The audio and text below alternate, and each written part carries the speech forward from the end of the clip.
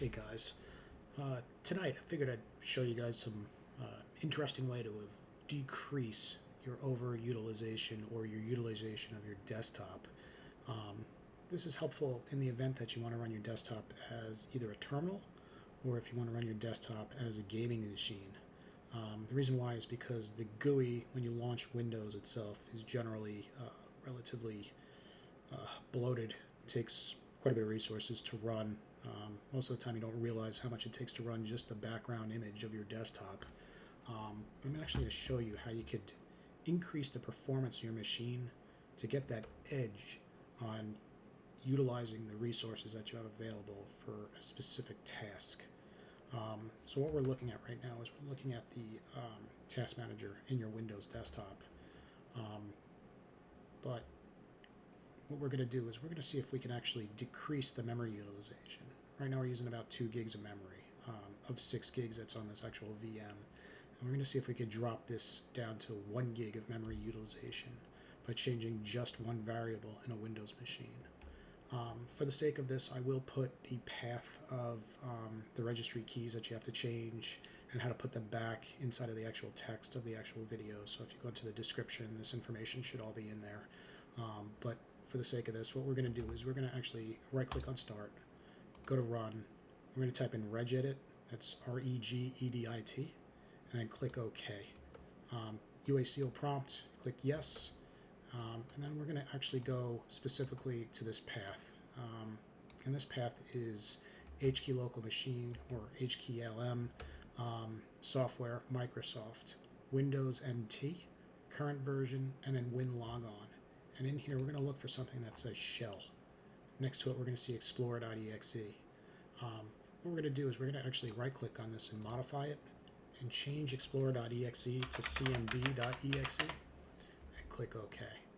And what this is going to do is this is going to more or less turn the GUI, the graphical user interface of the desktop, and set that GUI specifically to run CMD versus the full GUI when it launches. So Explorer won't run, only cmd.exe will run.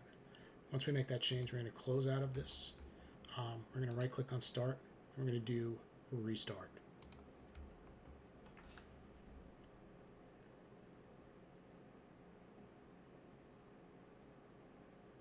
So while this is restarting, eventually what's going to happen here is this system's going to come back up. Once it comes back up, you would put your credentials in and then log into the Windows operating system.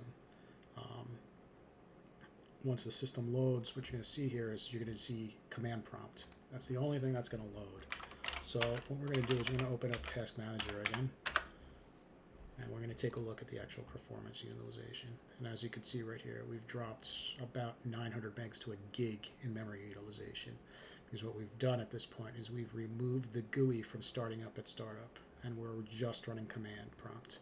Now from the command prompt, we could run everything we could before.